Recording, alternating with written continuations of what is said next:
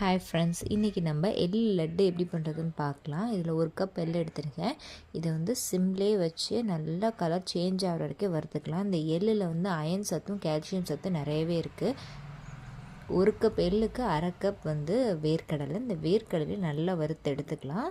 இங்கே பாருங்கள், இந்த அளவுக்கு நல்லா வறுத்து எடுத்ததுக்கப்புறம் அதை வந்து தோலை வந்து ரிமூவ் பண்ணிக்கலாம். அதையும் பிளேட்டில் ட்ரான்ஸ்ஃபர் பண்ணி வச்சுக்கலாம். இப்போ இந்த எள்ளை வந்து நல்ல ஒரு ஃபைன் பவுடராக மிக்ஸி ஜாரில் அரைச்சி எடுத்துக்கலாம். இதை பவுலுக்கு ட்ரான்ஸ்ஃபர் பண்ணிக்கலாம். வேர்க்கடலையும் அதே கன்சிஸ்டன்சிக்கு நல்லா அரைச்சி எடுத்துக்கலாம்.